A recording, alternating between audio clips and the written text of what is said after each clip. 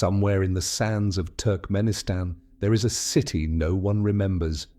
Not a ruin you can visit, not a name in a textbook, just a few strange aerial photographs, patterns in the soil that hint at streets, towers, and perhaps an empire erased without explanation. No war records, no natural disaster, only absence. This is not an isolated mystery. History is full of these vanishings, whole worlds swallowed by time, leaving behind only whispers and stone shadows. And sometimes, hidden among those shadows, you find something else, an organization that seems to move through history like a shadow itself. A brotherhood bound by secrecy, feared for its quiet power, the Assassins. Tonight we'll drift through the fog between fact and forgotten, crossing lost civilizations, hidden empires, forbidden manuscripts, and the silent codes of a brotherhood that lived and killed in whispers. History's vanishing act. There's something unsettling about how easily the human story can just slip away. You'd think entire civilizations, with their armies, their markets, their laughter echoing in stone courtyards, would leave a mark impossible to erase. And yet here we are, standing in the 21st century, trying to piece together worlds that have gone utterly silent. Take the Indus Valley civilization. For nearly 4,000 years, its cities, Mohenjo-daro, Harappa, Dholavira, lay under layers of dust and river silt. No one remembered their names. No epic poems sang of their kings. Not a single word from their script has been read to this day. All that remains are streets aligned so perfectly they could pass modern urban planning inspections, and drains that still astonish engineers. Imagine a civilization advanced enough to master public sanitation, yet so absent from memory that it had to be rediscovered. And the Indus is not alone. The Olmecs of Mesoamerica, sculptors of those enormous basalt heads weighing up to 40 tons, left behind no readable texts. We see their faces, broad-nosed, helmeted, mysterious, staring out across time, but we have no record of their language. Archaeologists have speculated about their connection to later cultures, but much of it is guesswork. The voices that could confirm the truth, gone. Then there are the Minoans of Crete. Their frescoes still burst with colour, blues, reds and ochres, and their palaces at Knossos twist and turn like a physical riddle. And yet when Sir Arthur Evans first uncovered the ruins in the early 1900s, he thought he'd stumbled into a legend. Linear A, their writing system, remains undeciphered to this day. Whole lifetimes pass without a single new word being unlocked. It's like finding a library where the books are beautifully bound, but the pages are glued shut. Historiography, the study of how history is recorded, teaches us that disappearance isn't always accidental. Sometimes history is trimmed, smoothed over, rewritten. The term palimpsest describes a manuscript scraped clean so the parchment can be reused, but political palimpsests exist too. Victors don't just seize thrones, they seize memory. They delete rivals not only from power, but from the past. That's political erasure theory, and the idea that what we think of as lost may, in truth, have been deliberately hidden. Think of Akhenaten, the heretic pharaoh of Egypt, who tried to replace the pantheon with the worship of one god, Aten. After his death, the priests and rulers who followed him struck his name from monuments, dismantled his city, and recycled the stones. For a while, it was as if he'd never existed.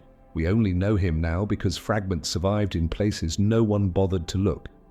Cryptohistory pushes this further. It hunts for anomalies in records, sudden chronological gaps, entire peoples disappearing mid-sentence in imperial annals. Sometimes the clues are almost insulting in their bluntness. A census that skips a region, a dynasty's genealogy with one branch abruptly pruned away. Other times it's subtle, the shift of a border on an ancient map without explanation, the loss of a single key scroll that would connect two eras. And then there's ethnohistory, the listening side of archaeology. You see, while written records can be erased, oral traditions tend to have longer memories. An indigenous elder in the Amazon might tell of a city of stone swallowed by vines. A Polynesian navigator might recount the names of islands that sank into the sea. Those names turn out to match submerged volcanic peaks. These accounts sometimes contradict the official record, and yet, when explorers follow them, they occasionally find ruins exactly where the stories said they'd be. Here's a thought that keeps historians up at night. If oral memory can outlast the written word, how much of what we call legend might simply be censored history that survived through song and story? Consider the kingdom of Punt, beloved by the ancient Egyptians, the land of the gods, a place of gold, incense, and exotic animals. We know it was real because it's depicted in vivid reliefs, yet we don't know exactly where it was. Somalia, Eritrea, Yemen, or somewhere that no longer exists above water. Punt may have been erased by geography itself. Coastlines shift, harbours vanish, river mouths migrate. Time doesn't just swallow human memory, it rearranges the map. There's also the chilling example of the Library of Alexandria. People think of one grand fire, but in reality, its destruction happened over decades, possibly centuries, through neglect, war, and politics. And here's the strange part. Even in its final days, some scrolls weren't burned. They were simply taken, hidden, sold. The idea that the most precious manuscripts of the ancient world could be sitting in some forgotten vault, or perhaps in a Vatican archive marked restricted, is not beyond reason. The Byzantine Empire too edited its past. Chroniclers in Constantinople sometimes omitted events that embarrassed the imperial family, or rewrote them to flatter the emperor. This practice wasn't unique, it was standard for many courts, which means that when we look for lost civilizations, we have to remember, sometimes the loss isn't in the ruins, it's in the story. And perhaps the most haunting of all, civilizations whose disappearance might have been orchestrated.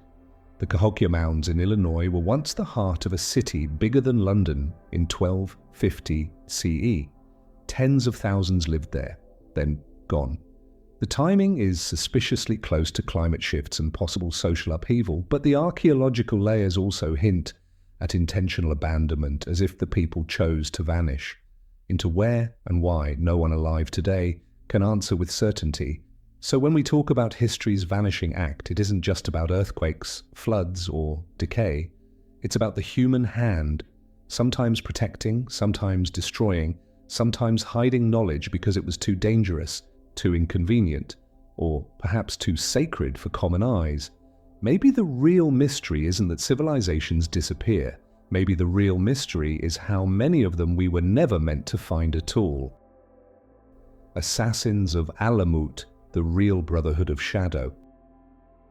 In the mountains of northern Persia, where the clouds drift low and the stone paths twist like whispered secrets, there once stood a fortress so high, so hidden, that it might as well have been a myth. They called it Alamut, the eagle's nest.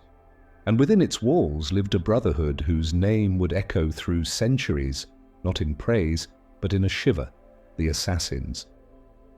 Today, the word assassin simply means a killer for hire. But in the 11th and 12th centuries, the Nizari Ismailis who held Alamut were far more than murderers. They were strategists, theologians, and perhaps above all, masters of fear. Their leader, Hassani Saba, wasn't a warlord in the conventional sense. He didn't command vast armies or seek to conquer wide territories. Instead, he played a subtler game, one that used precision over brute force, ideas over armies. Hassan's genius lay in understanding that the assassination of a single key figure could change the fate of entire kingdoms. And it wasn't always about killing. Sometimes the mere threat, the knowledge that the assassins could reach anyone anywhere, was enough to force a ruler to bend. Imagine a sultan waking to find a dagger and a note on his pillow in his most heavily guarded chamber. No blood needed, the message was clear: we can reach you any time. The assassin's choice of targets was calculated. They often struck in public, in daylight, in full view of crowds, not for cruelty, but for theatre. Their killings were political statements designed to ripple through empires.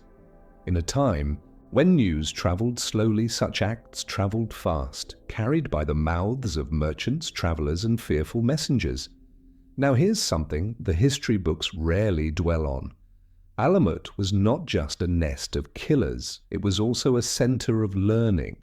Its library, according to surviving accounts, housed works of philosophy, science, and astronomy that rivaled those of Baghdad and Cairo.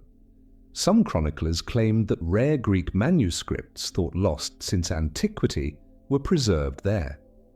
And in the quiet spaces between missions, young initiates studied not just swordplay but logic, theology, and the movement of the stars. The assassin's faith, the Nizari Ismaili branch of Shia Islam, was considered heretical by both the Sunni Abbasid Caliphate and many Shia rivals. This religious marginalization partly explains their secrecy and their methods. Cut off from mainstream political power, they turned to asymmetric warfare, centuries before that term existed.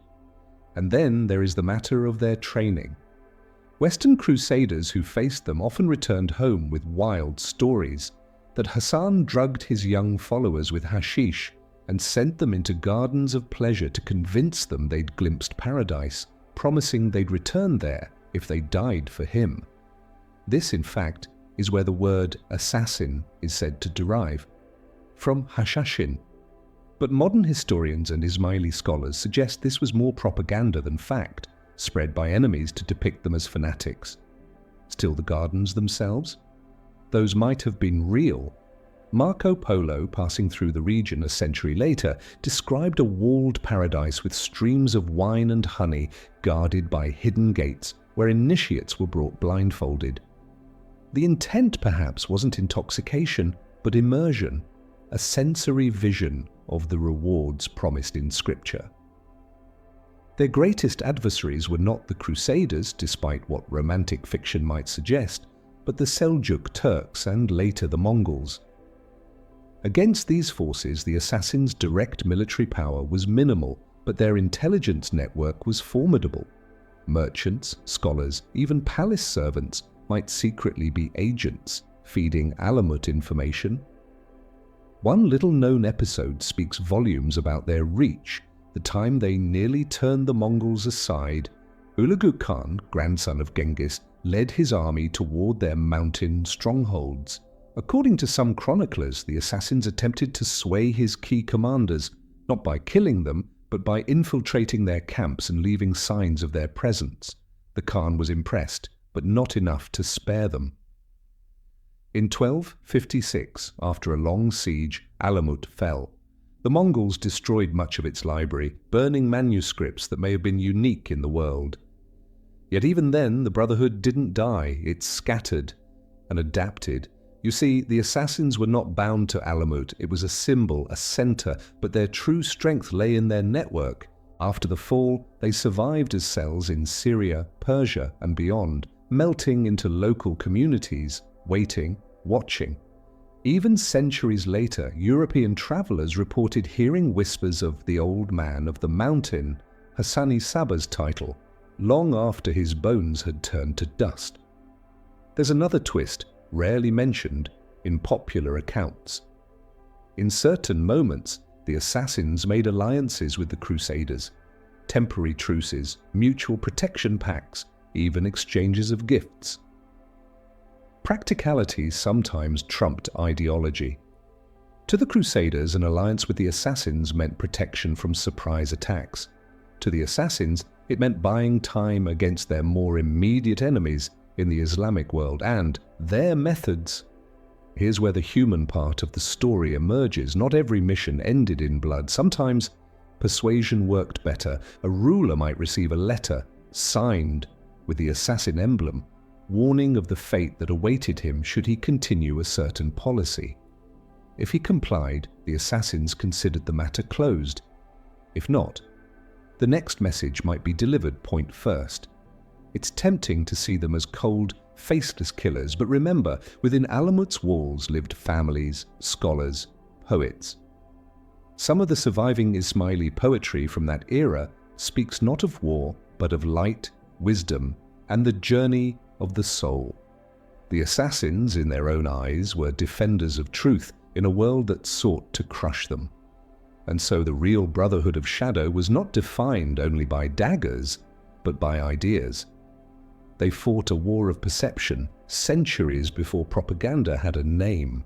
Their enemies painted them as monsters, their followers saw them as guardians, and perhaps the truth lies somewhere in the space between, a space as hidden and unreachable as the eagle's nest itself. The Hall of Hidden Scrolls. There is a chamber lit only by a trembling oil lamp. The air is dry, so dry it seems to pull the moisture from your skin, and thick with the faint scent of dust and ink older than empires. In front of you, rows of scrolls and bound manuscripts, some rolled tight in cracked leather, others wrapped in silk, as if guarding secrets too dangerous for bare parchment. This is not a library where scholars debate in daylight. This is the Hall of Hidden Scrolls, a concept less about one physical place and more about an idea, the body of knowledge removed from the public eye. Let's start with a name that still unsettles theologians, the Book of Enoch. Once cherished by early Christians, quoted even in the New Testament, it mysteriously vanished from the biblical canon.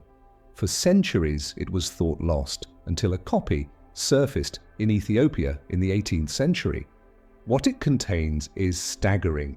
Tales of angels who descended to earth, taught humans forbidden arts, and fathered giants, the Nephilim. Some historians think this vision of divine rebellion was too unsettling for the church to keep in the official record. Then there's the Gospel of Judas. Found in the Egyptian desert, this text flips the most infamous betrayal in history on its head, portraying Judas not as a villain, but as the disciple who understood Jesus best, the one trusted to deliver him to his fate. The manuscript lay hidden in a cave for over 1,600 years, eaten away by moisture and neglect, before restorers painstakingly pieced it back together. By then, entire centuries of Christian theology had been built without its voice. And the emerald tablet, a small slab said to hold the essence of Hermetic wisdom in a few cryptic lines. As above, so below. Its origin? A fog between legend and reality. Some place it in ancient Egypt, others in Islamic Spain, where scholars translated it into Latin and passed it quietly into the hands of alchemists. The tablet speaks of transformation, not just of metals into gold, but of the soul itself. You won't find it in mainstream schoolbooks, yet its phrases echo through modern mysticism, Rosicrucian texts, and even the writings of Isaac Newton, who copied it by hand. But here's where it gets even stranger. Whole caches of such works exist, to be, or at least are rumoured to, in guarded vaults. The Vatican Apostolic Archive, for example, stretches nearly 53 miles of shelving, and only a fraction of its contents have ever been catalogued for scholars. What's inside? That's the whisper that keeps conspiracy theorists awake at night. There are persistent claims, impossible to prove, that lost Gospels, pre-Christian scrolls, and even ancient maps are locked away for safekeeping. Manuscript studies tell us something important. Suppression isn't always dramatic. Sometimes a scroll simply isn't copied. In the ancient world, survival meant duplication. A text that failed to attract a scribe's attention could vanish simply because the one surviving copy was eaten by insects burned in a raid or left to crumble in a damp storeroom.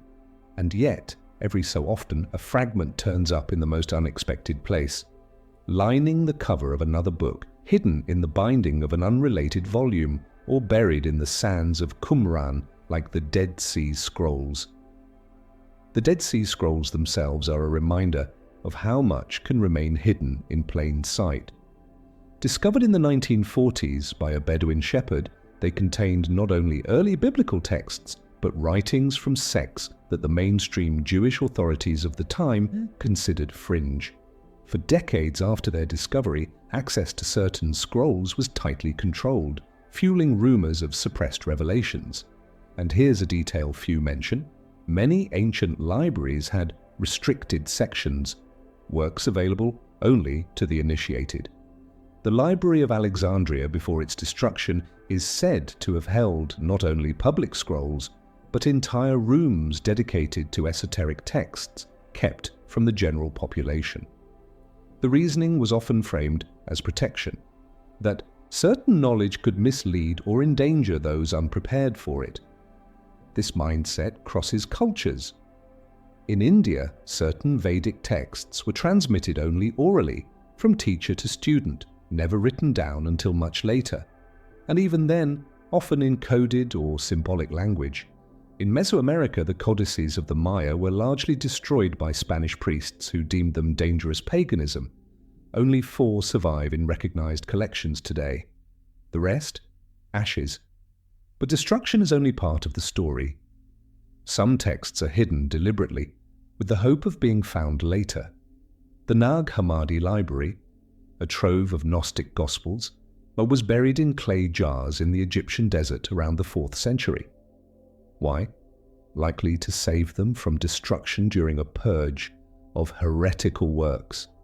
15 centuries later, a farmer's shovel struck one of those jars, releasing ideas the world thought lost forever. Think about that somewhere right now under the floor of a crumbling monastery, in a sealed cave, or at the back of a tribal storeroom. There may be manuscripts that could rewrite entire chapters of history. They are waiting, not in a romantic Indiana Jones sense, but in the quiet patience of paper and ink, enduring the slow work of centuries. What ties all these stories together isn't just secrecy, it's the recognition that knowledge is power, and power in human hands is rarely shared equally. Whether guarded by priesthoods, locked away in imperial vaults, or hidden in the walls of a mountain fortress, the Hall of Hidden Scrolls isn't about one place. It's about all the places we've chosen, or been forced, not to look.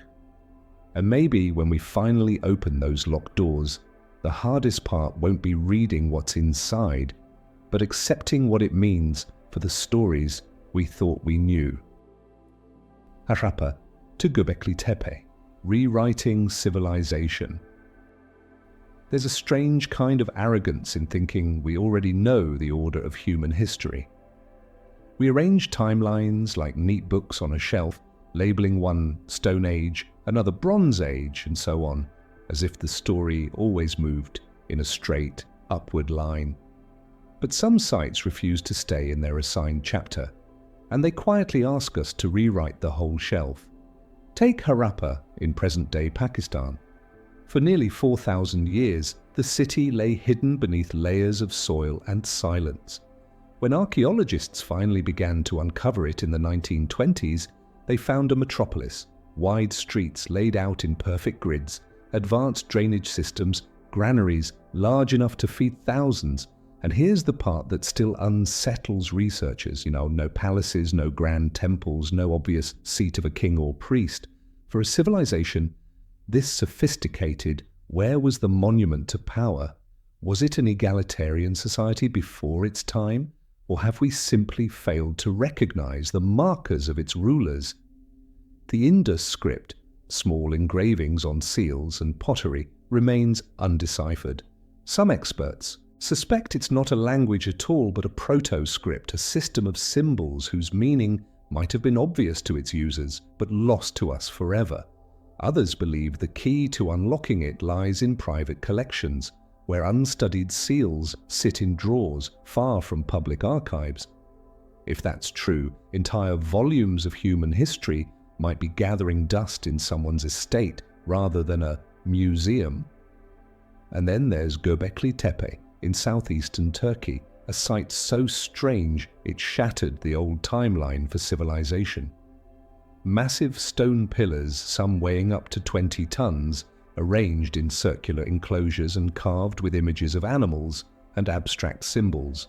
Archaeologists date it to around 9,600 BCE, thousands of years before the pyramids, before Stonehenge, before agriculture as we knew it.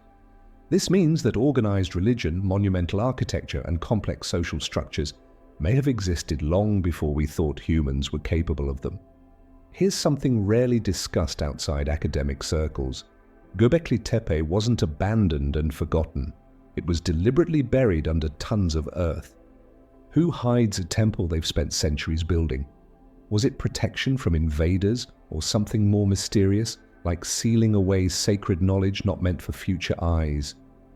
Alternative archaeology circles connect these dots with other out-of-place finds, like the city of Jericho with its 10,000-year-old stone tower, or the undersea ruins off the coast of Yonaguni, Japan, where stepped terraces and walls suggest human design long before the area was submerged. Mainstream archaeology is cautious, but the pattern is hard to ignore. Civilizations rising earlier, building more complexly, and disappearing more completely than the textbooks admit. Anthropology gives us another lens. Many indigenous traditions, from the Australian Aboriginal Dreamtime stories to the Hopi accounts of previous worlds, speak of cycles of civilization, destroyed and rebuilt. These aren't framed as mere myths, but as inherited memory. Could Harappa and Göbekli Tepe be remnants of one such earlier cycle, later erased by climate catastrophe, shifting seas, or even human hands? There's a quiet debate in historiography about chronology compression, the possibility that some ancient events and cultures we think are separated by thousands of years may, in fact, have overlapped. If records were destroyed, rewritten, or mistranslated, entire centuries could have been added or erased. That might explain why certain motifs, the serpent, the sun disk, the flood, appear in cultures supposedly unconnected by time or geography.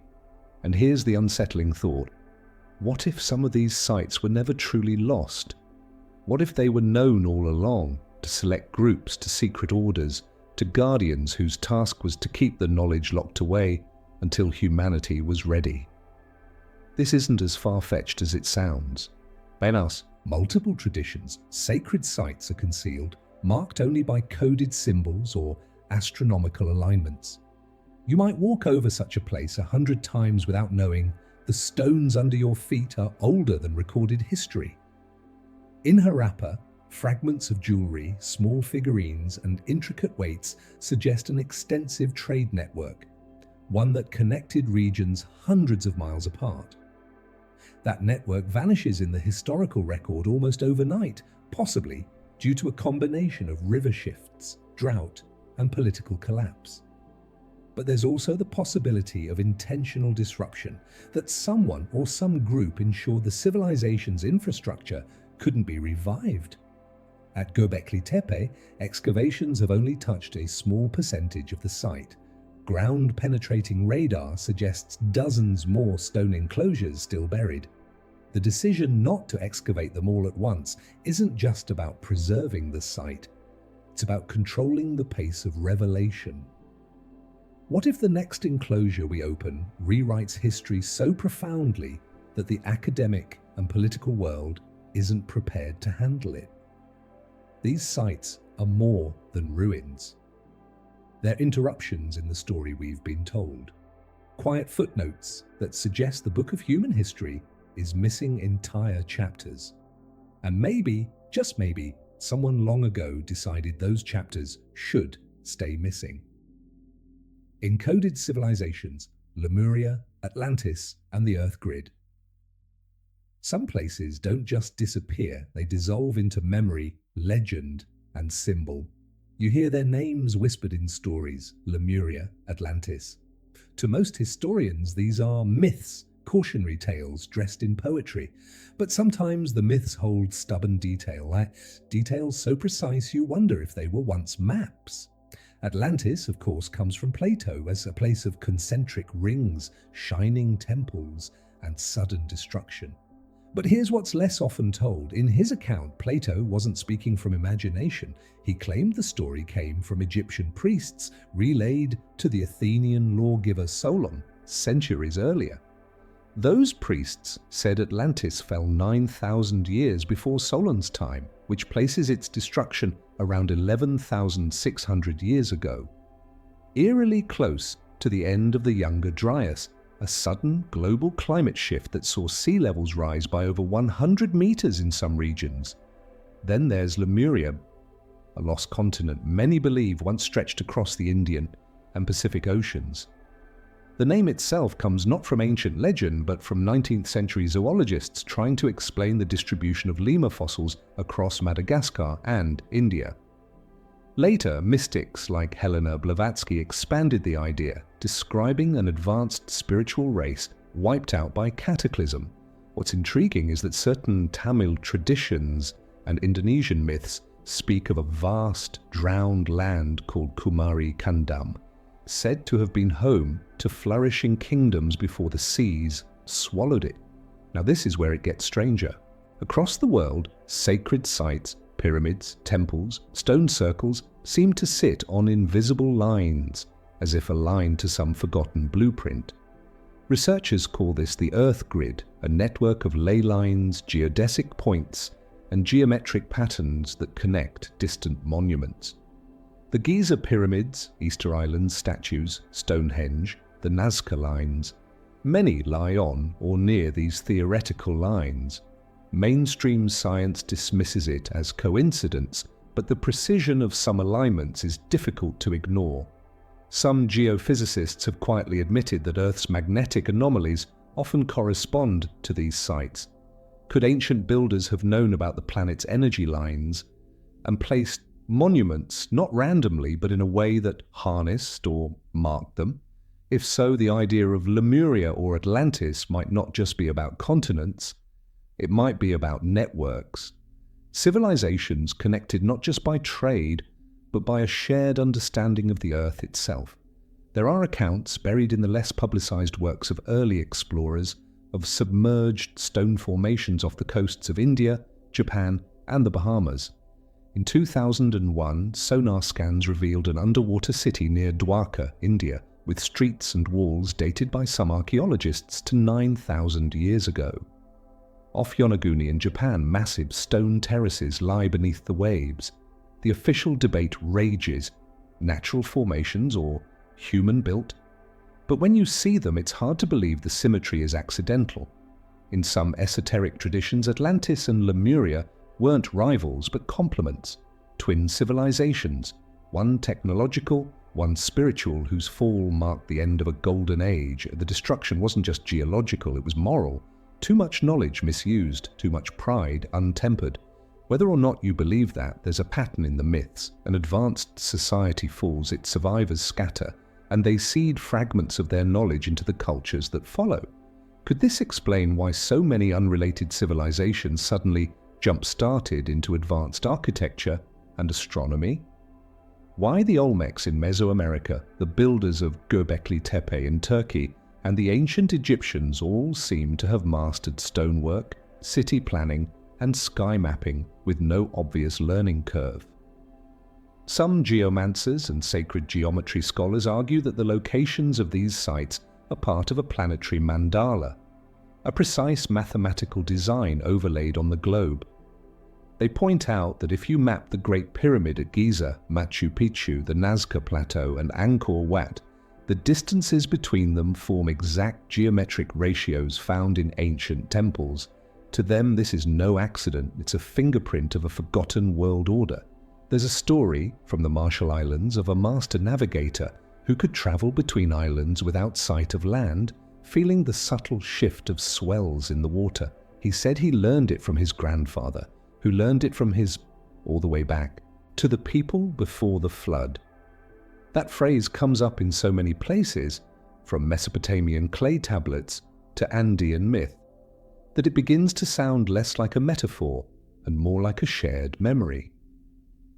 If Lemuria and Atlantis were real, perhaps they didn't vanish in a single night. Perhaps their end was slower, coastlines eroding, trade routes failing, the great knowledge kept alive in pockets until even those pockets dimmed. And maybe, just maybe, some of their descendants became the builders of the places we still can't explain. And here's the thought that lingers: if these civilizations mapped the Earth grid, if they understood the planet's hidden energies, then the remnants we see and the temples, the stone circles, the submerged cities aren't the ruins of their homes. They're the markers of their knowledge. A breadcrumb trail leading forward in time, waiting for someone curious enough to follow. Perhaps we haven't lost Atlantis or Lemuria at all. Perhaps we're still standing on them. The assassin versus the Templar. Some places don't just disappear, they dissolve into memory, legend, and symbol. You hear their names whispered in stories: Lemuria, Atlantis. To most historians, these are myths, cautionary tales dressed in poetry. But sometimes the myths hold stubborn details, details so precise you wonder if they were once maps. Atlantis, of course, comes from Plato, a place of concentric rings, shining temples, and sudden destruction. But here's what's less often told. In his account, Plato wasn't speaking from imagination. He claimed the story came from Egyptian priests relayed to the Athenian lawgiver Solon centuries earlier. Those priests said Atlantis fell 9,000 years before Solon's time, which places its destruction around 11,600 years ago. Eerily close to the end of the Younger Dryas, a sudden global climate shift that saw sea levels rise by over 100 meters in some regions. Then there's Lemuria, a lost continent many believe once stretched across the Indian and Pacific Oceans. The name itself comes not from ancient legend, but from 19th century zoologists trying to explain the distribution of lemur fossils across Madagascar and India. Later, mystics like Helena Blavatsky expanded the idea, describing an advanced spiritual race wiped out by cataclysm. What's intriguing is that certain Tamil traditions and Indonesian myths speak of a vast, drowned land called Kumari Kandam, said to have been home to flourishing kingdoms before the seas swallowed it. Now this is where it gets stranger.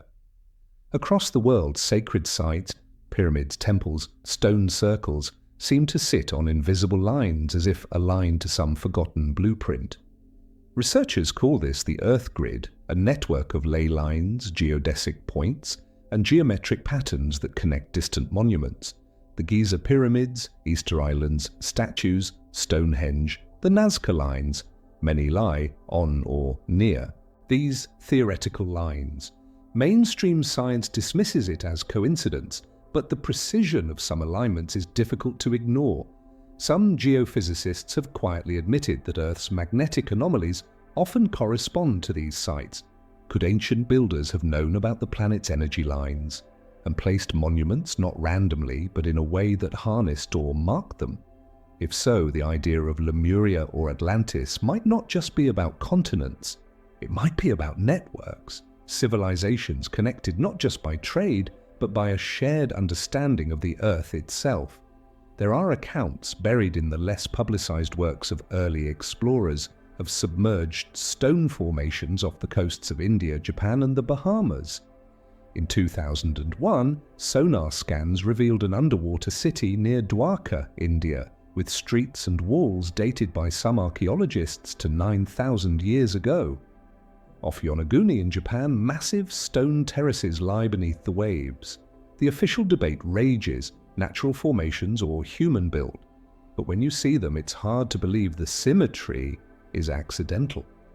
In some esoteric traditions, Atlantis and Lemuria weren't rivals but complements, twin civilizations, one technological, one spiritual, whose fall marked the end of a golden age. The destruction wasn't just geological, it was moral. Too much knowledge misused, too much pride untempered. Whether or not you believe that, there's a pattern in the myths. An advanced society falls, its survivors scatter, and they seed fragments of their knowledge into the cultures that follow. Could this explain why so many unrelated civilizations suddenly jump-started into advanced architecture and astronomy?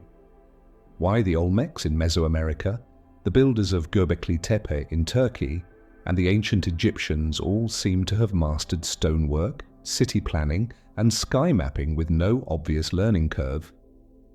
Some geomancers and sacred geometry scholars argue that the locations of these sites are part of a planetary mandala, a precise mathematical design overlaid on the globe.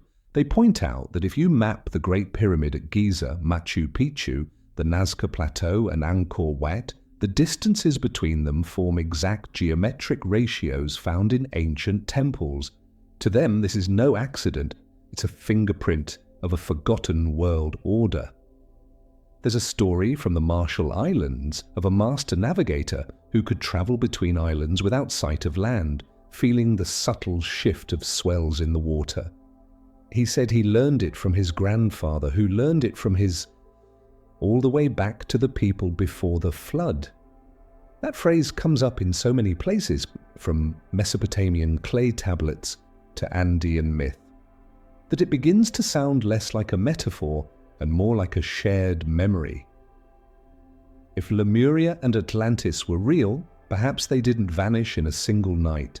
Perhaps their end was slower, coastlines eroding, trade routes failing, the great knowledge kept alive in pockets until even those pockets dimmed, and maybe, just maybe, some of their descendants became the builders of the places we still can't explain. And here's the thought that lingers. If these civilizations mapped the Earth grid, if they understood the planet's hidden energies, then the remnants we see, the temples, the stone circles, the submerged cities, aren't the ruins of their homes. They're the markers of their knowledge, a breadcrumb trail leading forward in time, waiting for someone curious enough to follow. Perhaps we haven't lost Atlantis or Lemuria at all. Perhaps we're still standing on them. Sacred geometry in desert cities. The sound of wind across open sand, a faint chime, like a bronze pendulum swaying unseen. In the vast deserts of our world, cities have been built not just for shelter or commerce, but for meaning. Stand at the heart of Petra, in Jordan, and you feel it. The facades carved into rose-red cliffs are more than architecture. They are statements, inscriptions in stone. To the casual visitor, it's beauty. To someone who studies sacred geometry, it's a message. Sacred geometry is the ancient belief that certain shapes and proportions hold a resonance, a harmony that reflects the structure of the cosmos itself. The Egyptians built the pyramids using ratios like the golden section. The Greeks encoded it in temples. The Persians aligned cities to the stars. And in the desert, where the night sky is pure and vast, this knowledge seems to have been treasured and preserved longer than anywhere else. Take Giza. Everyone knows the Great Pyramid aligns almost perfectly to the cardinal points, north, south, east, west, but fewer know that its base dimensions encode the ratio of Earth's circumference to its polar radius. This is not guesswork. These measurements have been confirmed by modern surveyors. Was it coincidence or an intentional blueprint of the world in miniature? In Teotihuacan, far from Egypt's sands but beneath the same sun, the Avenue of the Dead runs at a precise 15.5-degree deviation from true north. This wasn't an error. It aligns with the setting of the Pleiades star cluster in the era the city thrived. The Pleiades appear in myths from Greece to Japan, from the Hopi to the Maori, always tied to beginnings, endings, and the cycles of time. The builders here knew that walking this avenue was symbolically walking the path of the heavens.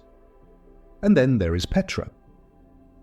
Archaeologists long saw it as a trade hub, but newer studies suggest astronomical alignments between its major monuments. On the winter solstice, sunlight pierces the entrance to Ad-Dir, the monastery, illuminating its inner sanctum. That's not an accident. In a land of extremes, to mark the moment when light begins to return is to make a promise. The darkness will not last forever. Some of the most intriguing patterns aren't visible from the ground at all. They appear when you look from above. Researchers using satellite imagery have found that certain desert cities, from the Nabatean sites of Arabia to the lost fortresses along the Silk Road, share a tendency to arrange streets and plazas along geometric grids that echo Platonic solids, cubes, hexagons, pentagons. The builders didn't have aircraft, yet their cities mirror cosmic patterns as if they were mapping the heavens onto the earth. Ancient builders also played with acoustics. In Chaco Canyon, an arid, sun-baked place in what is now New Mexico, the ancestral Puebloans designed plazas and great houses that amplified certain frequencies of sound. Some desert temples in Egypt and Jordan have similar traits. A single voice in the right spot can seem to surround you as if the stone itself is speaking. Why? Perhaps for ritual, perhaps to impress, perhaps to attune the mind to a certain state before entering the sacred. One of the strangest theories in geomancy, with the study of earth energies, is that these cities are not just built on sacred patterns but on nodes of a planetary grid. These nodes, according to fringe researchers, are intersections of invisible ley lines that carry subtle energies. Ancient builders, they claim, knew of this grid and placed monuments accordingly to harness those currents. This idea is dismissed by many archaeologists, yet it refuses to disappear. The Giza Plateau, Teotihuacan, Petra, Machu Picchu, and Angkor Wat all fall on or near proposed ley line intersections. Whether or not these lines are real, their cultural significance is undeniable. They form a map of human aspiration, a net of sacred places across continents and centuries. The blending of math, astronomy, and spirituality is what makes sacred geometry so potent. A square is not just a square, but it is the foundation of the material world. A circle is eternity, the triangle, stability, the golden ratio, the growth pattern of shells, flowers, galaxies. When you find these proportions in a city, you are looking at a civilization's worldview carved into the landscape. There's also the more secretive side, esoteric traditions. From the Hermetic schools of Alexandria to the Sufi orders of Persia, have long claimed that sacred geometry is a coded language, that certain ratios and shapes can be read like sentences, each telling part of a larger truth about the nature of reality. In some initiatory rites, the student isn't told the meaning outright. They are given a compass, a straight edge, and told to draw. The act of constructing the pattern is the lesson. In the desert, such patterns may have been drawn first in the sand, where they would vanish with the wind, impermanent but remembered. Then, in time, they were made in stone, where they would last, or at least appear to. Yet even stone is subject to erosion, earthquakes, and the shifting sands of history. Some alignments we can see today are incomplete, as if the city was never finished or was altered later, perhaps intentionally, to break the original code. And here's a detail most don't hear. During the medieval period, some Crusader castles in the Levant show traces of Eastern geometric planning, not just practical fortification, but symbolic layouts. Could this be the influence of knowledge traded or stolen between East and West during the Crusades? In rare cases, the floor plans of these castles echo diagrams found in Islamic mystical manuscripts, circles within squares pointing inward to a central keep, mirroring the cosmological diagrams of the time. Sacred geometry in desert cities isn't just about aesthetics, it's about control of space, of meaning, of how a person moves, sees and feels in a place. It's about embedding the worldview of the builders into every street and shadow. And if the desert teaches anything, it's that survival here requires precision, while in water, in timing, in shade, in faith. Geometry became a survival code, one that could also serve as a key to something higher. When you walk through these places, whether it's the perfect angles of the pyramids, the shifting light in Petra, or the starbound streets of Teotihuacan, You are walking through equations, living mathematics, set down centuries or millennia ago. Equations meant not just to impress, but to transform. So next time you see a city in the sand, ask not just who built it, but what pattern they were trying to mirror, and whether that pattern still holds power over us, long after its builders' names have been swallowed by time. The whisper of the scribes. Long before printing presses, before keyboards and screens, history was not typed. It was breathed onto parchment. It lived in ink, in the slow arc of a calligrapher's wrist, in the smudge of a thumb pressed to dry a final stroke. And in this fragile dance between ink and page lay both the survival and the disappearance of worlds. The scribes, those quiet keepers of memory, were not merely copyists. In Egypt's House of Life, in the scriptoria of medieval monasteries, in the bustling libraries of Baghdad's Golden Age, scribes were guardians of knowledge, and sometimes its silencers. They decided what was worth copying, what could be altered, and what could be left to vanish. And once a story was left uncopied, it could be lost for centuries, maybe forever. There is a peculiar smell to an ancient manuscript. The tang of animal skin vellum, the faint iron of gall ink, the ghost of the hand that wrote it. And if you know how to look closely, the pages will whisper secrets, scrape marks where a line was erased, faint older letters beneath the visible ones, palimpsests where old texts were literally overwritten. Some of our most important rediscoveries have come from these hidden layers. In 2012, scientists used multispectral imaging on a 10th century prayer book, uncovering underneath it works of Archimedes' thought lost to time. Imagine that, one of history's greatest mathematical minds hidden beneath hymns, surviving only because a monk in the Middle Ages recycled the parchment. And this isn't unique.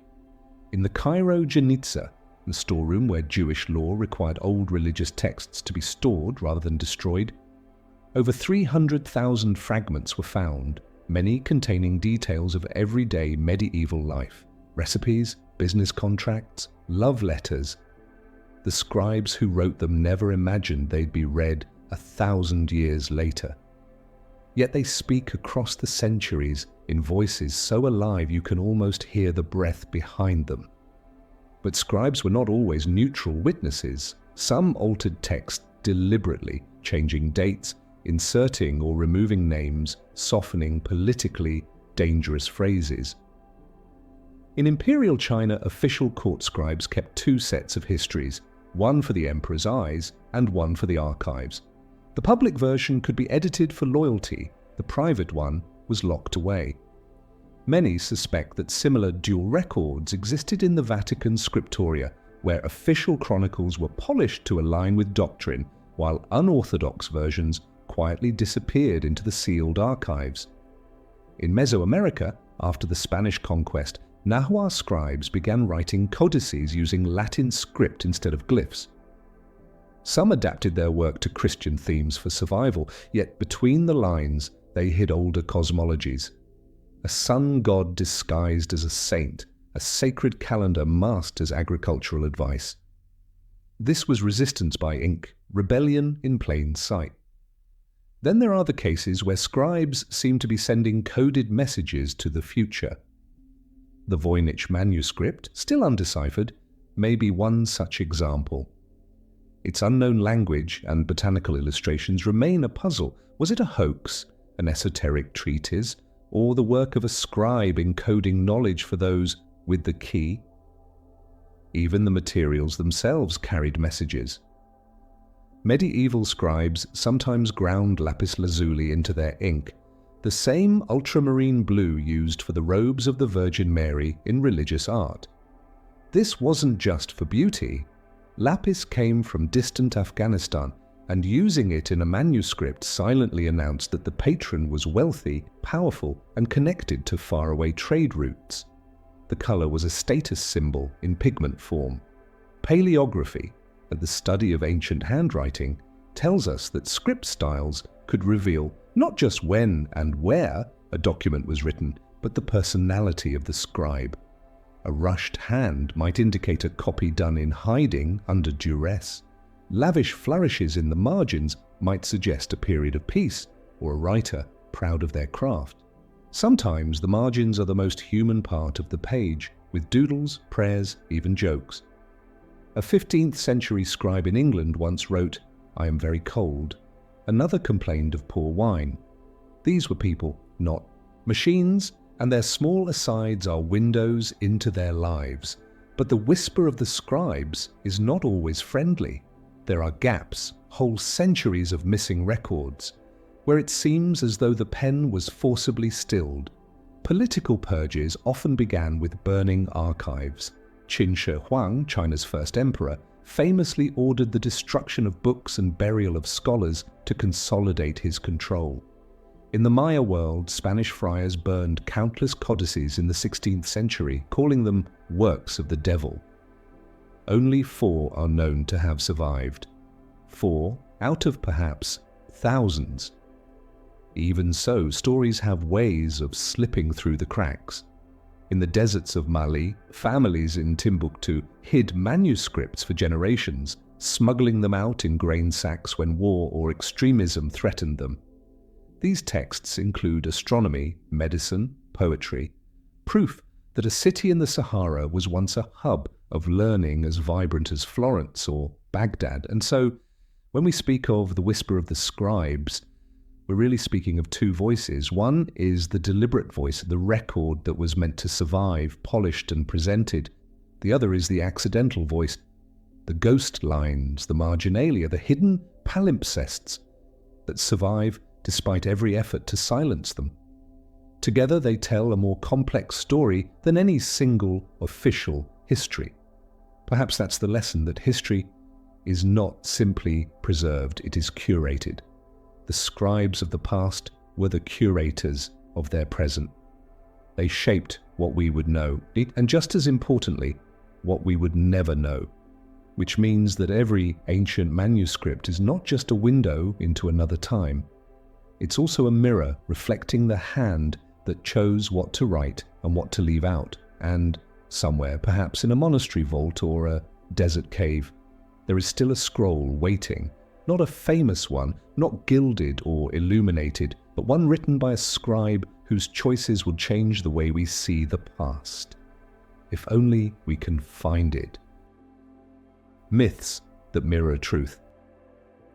Some stories are like shadows. They follow us through time, changing shape but never truly disappearing.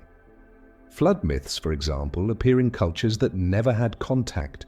The Mesopotamian epic of Gilgamesh, the biblical Noah, the Hindu tale of Manu, the Aztec story of Coxcox. Even isolated tribes in the Amazon tell of a great deluge that wiped the world clean. Why would the same story rise in so many places? Coincidence or memory? Anthropologists sometimes call these cultural echoes, fragments of shared human experience carried like seeds across generations. Carl Jung might have called them archetypes, images rooted in the collective unconscious, bubbling up in dreams and legends, whether you live in the shadow of the Himalayas or by the Nile. But there's something unsettling about how precise some of these parallels can be. In both Norse mythology and certain Pacific Island traditions, there's a world tree whose roots and branches connect heaven, earth, and the underworld. Ancient Sumerians and distant Maya both revered a serpent deity linked to wisdom and the sky. How did such ideas leap oceans and continents long before there were maps? One possibility, the one mainstream historians prefer, is that human societies facing similar challenges naturally imagined similar solutions. Water destroys and renews, so flood myths make sense everywhere. Trees are life givers, so sacred trees appear universally. But there's another possibility. Mythological studies sometimes flirt with the idea of a much older, shared civilization, a kind of parent culture, whose memory survives only in distorted fragments. Graham Hancock calls this the fingerprints of the gods. a civilization lost in prehistory, its survivors scattering and seeding stories that became the myths we know. We find curious details that make you wonder. The Dogon people of Mali have ancient stories about a star called Sirius B, invisible to the naked eye, which they claim their ancestors knew orbited Sirius A every 50 years. Western science only confirmed this in the 19th century with telescopes. How could that detail survive for centuries in a culture with no written record? Then there are the Hopi prophecies of Blue Star Kachina, the Maori legends of sky canoes, the Aboriginal songlines that map the land with precision. Myths may carry encoded information, astronomical events, migration routes, survival strategies, hidden in poetic form. In Polynesia, navigators used star lore wrapped in story, so a child learning a myth was also learning how to cross the ocean. Jungian archetypes give another lens. Myths may not be literal history, but symbolic truths about the human journey. The hero who descends into darkness and returns transformed. The trickster who upends order. The wise elder who grants forbidden knowledge. These patterns appear in ancient epics and in modern films alike, from the Odyssey to Star Wars. Joseph Campbell called it the monomyth, the hero's journey, a story we keep retelling because it mirrors the inner journeys we all must take. But sometimes the symbols align a little too neatly with reality. Consider the Aztec and Inca myths about bearded, pale-skinned gods who came from across the sea, centuries before Europeans arrived. Skeptics say these accounts were shaped after contact, but indigenous oral histories insist the stories are older. If that's true, then either we've misunderstood the myth or the past holds a stranger cast of characters than we imagine. Even in ancient ruins, myth and reality blur. The city of Troy was long thought to be fictional, a poetic setting for Homer's Iliad. Then Heinrich Schliemann dug in the right spot and found it. Stone walls and ash layers exactly where the epic placed them. How many other legends are simply histories waiting for their excavation? And yet myths also serve a subtler purpose. They can act as cultural camouflage.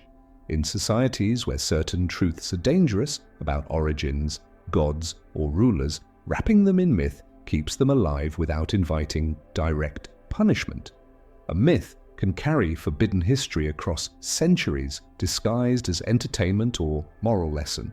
The assassins of Alamut, for example, wrapped their political strategies in allegories that outsiders took for mystical tales. The Templars allegedly did the same, embedding secret symbols in Christian iconography. What if myths are less like fairy tales and more like encrypted letters from the past? Each symbol a cipher, each motif a clue. The rainbow serpent of Aboriginal lore might encode the pattern of rivers and seasonal floods. The Egyptian weighing of the heart could be a moral allegory or a metaphor for an actual initiation ritual in their mystery schools. The tricky part is knowing which parts are metaphor and which might be literal memory. The Great Flood could be an echo of the Younger Dryas meltwater pulses 12,000 years ago. The sky gods could be metaphors for comet impacts or, as ancient astronaut theorists suggest, literal visitors from elsewhere. The truth is, we don't know, and maybe that's the point. Myths invite us to listen without demanding a single, fixed interpretation. They let us hold multiple possibilities at once: symbolic truth, historical truth, spiritual truth, without having to pick just one. And in the quiet between the words, something stirs.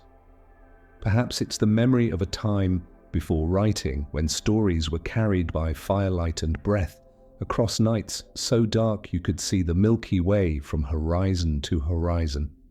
When stories weren't just entertainment, they were the operating system of a culture, guiding survival, law, and the great mysteries of life and death. So when a myth feels strangely familiar, when a legend from halfway around the world sounds like one you heard as a child, maybe that's not coincidence. Maybe it's an echo, a whisper from a shared past we've almost, but not quite, forgotten.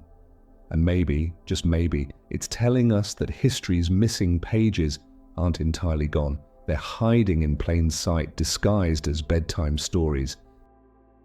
Vanished by design, intentional erasure of history. Some things disappear by accident, a flood, a fire, a slow decay of paper in damp air. But other things vanish because someone wanted them gone. Not just gone, but forgotten. That's when history stops being an accident and becomes an act. Political erasure theory has a blunt truth at its core. The victors don't just write history, they edit it. Remove the wrong names from the scrolls, smash the wrong statues, burn the wrong books, and the public? They inherit a clean story, one without inconvenient shadows. Take ancient Egypt's pharaoh Akhenaten. He broke tradition, replacing the old gods with one, Aten, the sun disk. For 17 years his vision reshaped temples and hymns. But when he died, the old order returned. His statues were smashed, his name chiseled out, his city abandoned to the desert. For centuries, Egyptologists didn't even know he'd existed. His reign wasn't just overthrown, it was erased. Rome was no better. The practice of damnatio memoriae, condemnation of memory, meant a disgraced emperor could be deleted from public life. Coins were melted, inscriptions scraped clean. To the official record, they never ruled. Their likeness survived only where erasure was incomplete, or where someone secretly defied the order.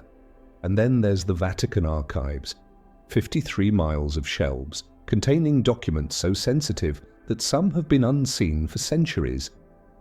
Many whisper about locked texts, gospels that contradict official doctrine, letters from rulers exposing political deals, records of trials the church would rather forget. Historians gain access to a fraction carefully curated, the rest? Silence. But suppression isn't just an ancient trick. In 1948, when archaeologists found the Dead Sea Scrolls, the first fragments were published quickly, but other scrolls took decades to be released, locked in academic monopolies, conspiracy, bureaucracy, or simply the slow choke of control over who gets to tell the story. In South America, conquistadors destroyed thousands of Maya codices, calling them works of the devil. Only 4 survive, just 4 windows into an entire civilization's written knowledge. Imagine if our libraries were reduced to 4 random books, and someone else decided which ones remained. Ethnohistory adds a cruel irony here. The oral traditions of indigenous peoples often hold details the official history omits. The Mapuche of Chile remember invasions and treaties in a way Spanish colonial records do not. The Lakota tell of agreements broken that never made it into US archives. When oral history contradicts written history, the written wins, not because it's truer, but because it's the one given authority. And yet, traces remain. Erasure is never perfect. Ground-penetrating radar reveals city grids under farmland. DNA carries the migrations of peoples whose names were lost. Linguistic drift shows that a dead culture still breathes in the roots of a language. Sometimes the erasure is subtler, not a bonfire of records, but a slow reframing. Historians of the Byzantine Empire long ignored the contributions of women like Anna Komnene, the princess who wrote a history of her father's reign. Why? Because she didn't fit the narrative of male political dominance. Her work survived, but her influence was downplayed for centuries. And then there are the cover stories, false explanations planted to obscure a truth. Some ancient cities are described in chronicles as destroyed by earthquake, but archeological layers show scorch marks, weapons, siege damage. Earthquakes don't leave arrowheads in the walls. Why erase? Sometimes to hide defeat, sometimes to claim credit, sometimes simply to control what the next generation believes is possible. If you erase the memory of a revolution, you make rebellion seem unthinkable. If you erase the memory of coexistence between cultures, you make division seem natural. Consider the assassins of Alamut. For 2 centuries, they navigated politics through espionage and strategic killings. When the Mongols destroyed their stronghold in 1256, they also worked to annihilate the order's memory. Records were scattered, distorted, rewritten to cast the assassins as fanatics rather than tacticians. For most of history, their own perspective never got to speak. Modern examples exist too. In the Soviet Union, photographs were famously altered to remove purged officials. In China's Cultural Revolution, entire libraries were destroyed to sever ties with the 4 olds: old customs, culture, habits, ideas. Today, digital erasure is the new battlefield. A photo disappears from search results, an archive link breaks, a dataset vanishes from public access. Crypto history sometimes speaks of silent centuries, periods where written records stop without explanation. The most famous is the so-called Dark Ages in Europe, where mainstream chronology sees a cultural collapse, but alternative theories suggest missing or compressed time. The phantom time hypothesis even claims parts of the early Middle Ages never happened, inserted or erased to suit political agendas. The danger in erasure is not just what's lost, but what fills the space left behind. Once a true account is gone, a fabricated one can take its place. And after a generation or 2, the fabrication becomes truth. If you grew up believing the rewritten story, how would you know it was altered?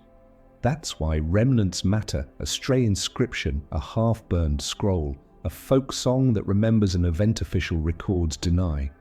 They are the threads that hint the fabric isn't as seamless as we've been told. So perhaps the greatest act of resistance is simply remembering, even imperfectly. Whispering the names someone wanted erased. Passing down the forbidden version of the story, keeping the memory alive until someone, somewhere, can prove it was real. Because the most dangerous kind of disappearance isn't when a thing is destroyed. It's when we forget it ever existed. The Assassin's Code of Sleep. There's a legend that the assassins of Alamut never truly slept, not in the way you or I do. They rested, yes, but always with a part of their mind alert, as if listening for a summons only they could hear. Some say this habit was born from the constant threat of enemies. Others whisper it was part of their initiation. The cultivation of a second awareness, a waking dream state where they could receive instructions even while their body was still. The Brotherhood was unlike any other order of its time. In the 11th century, Hassani Sabah turned a mountain fortress into both a sanctuary and a crucible. To the outside world, they were fanatics with curved blades. Inside, they were philosophers, mathematicians, and masters of psychological warfare. Fear was their greatest weapon, but discipline was their shield. And in the quiet of the fortress, away from the chaos of the outside world, they practiced rituals few outsiders ever saw. Manuscripts suggest they meditated in darkness before sleep, reciting passages not from scripture alone, but from secret philosophical texts, works that blended Ismaili theology with Greek logic and Persian mysticism. This nightly ritual wasn't just prayer, it was conditioning. It trained the mind to hold focus even as it slipped toward dreams. Neurotheology and the study of how the brain processes spiritual experience might call this a form of lucid programming. The assassins seem to have understood that the state between waking and sleeping is fertile ground for planting ideas, for rehearsing actions, for keeping the mission alive in the subconscious. Modern militaries use similar techniques under different names. One lesser-known aspect of the assassin discipline was the Night of the Mirror. An initiate, after months of training, would be left alone in a chamber lit only by oil lamps. In the center stood a polished metal disc like a mirror, and the initiate would be told to gaze into it until sleep overcame them. Upon waking, they would record, in strict detail, the images or visions they'd seen. These were examined not for prophecy but for patterns of focus, fear, and loyalty. It's tempting to see them only as killers in the night, but their philosophy was broader. They believed in the dual reality, the outer world of appearances and the inner world of truth.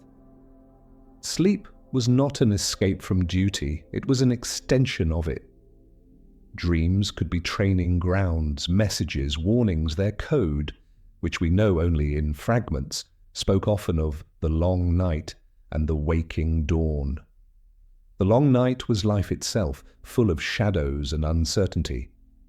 The waking dawn was enlightenment, the moment the initiate saw the invisible lines of cause and effect that governed all things.